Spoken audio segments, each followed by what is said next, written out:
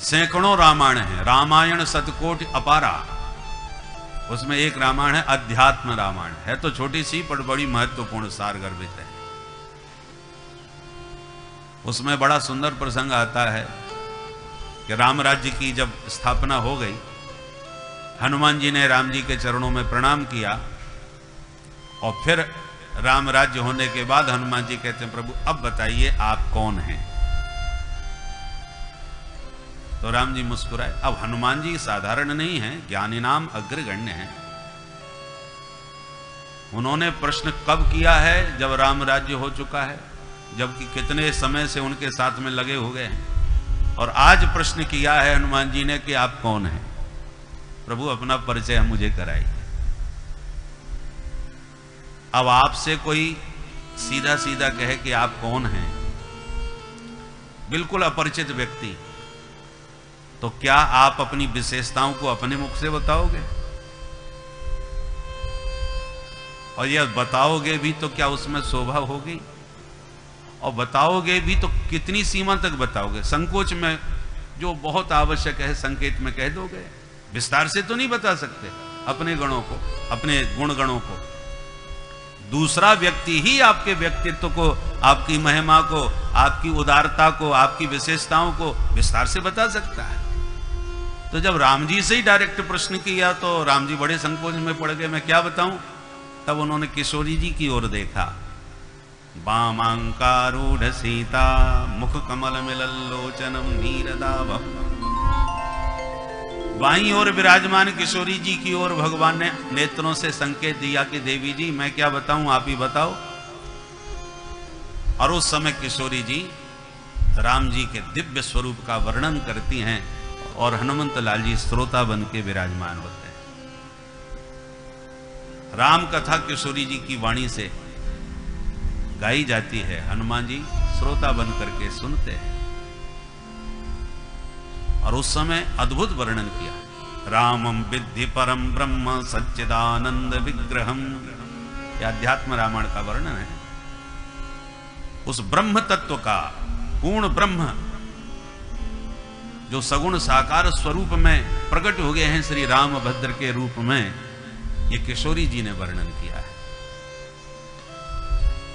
और किशोरी जी कहते हैं माम विद्धि मूल प्रकृतिम सर्गस्त्यत्यंत कारिणी। मैं इनकी मूल प्रकृति हूं जो इनके सारे पर कठपुतली की तरह नाचती हूं। मेरा ही नाम माया है। ये कुछ नहीं करते, ये तो असंग हैं, साक्षी हैं।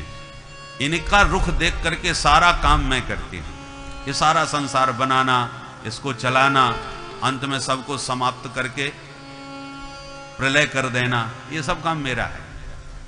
करते हुए भले ही इन्होंने लीला करके जो धनुष तोड़ा, रावण को मारा, करते हुए ये दिखाई पड़ते हैं, पर करने कराने वाली सब मैं हूं। ये कुछ नहीं करते। और पूरी राम कथा सुना करके किशोरी जी ने अपने श्रीमुख से कहा है कि रुख इनका देखती हूं, काम मैं करती हूं, और करते हुए ये दृष्टिगोचर होते हैं। ऐसा किशोरी जी ने वर्णन किया। बोलो जय सिया राम। जय सिया राम। अब देखिए, राम तत्व और राम जी की महिमा को किशोरी जी तो गा सकती हैं, राम जी नहीं गा सकते। पर किशोरी जी राम जी की महिमा गा सकती हैं, अपनी विशेषता नहीं बता सकती।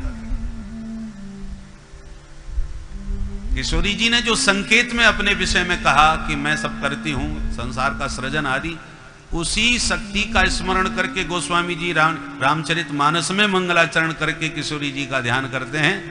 उद्भव स्थित संहार कारिणी क्लेश हारिणी सर्वश्रेयस्करीं सीताम न तो हम राम वल्लभाम।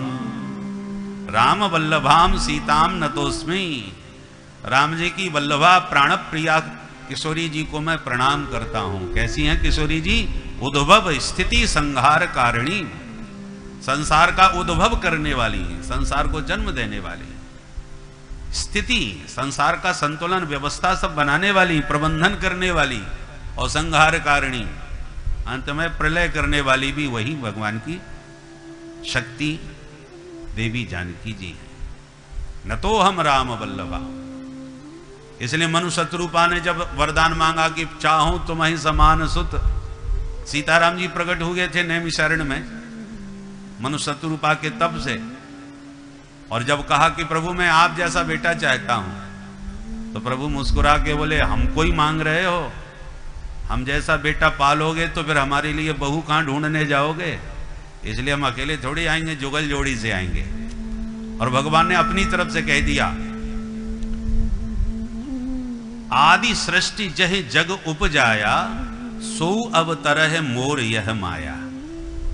वहां पर राम जी स्वयं अपने मुखारविंद से कहते हैं, जबकि मनु महाराज ने तो केवल राम जी को मांगा था, चाहूं तुम्हें, परंतु राम जी स्वयं कहते हैं आदि सृष्टि जही जग उपजाया।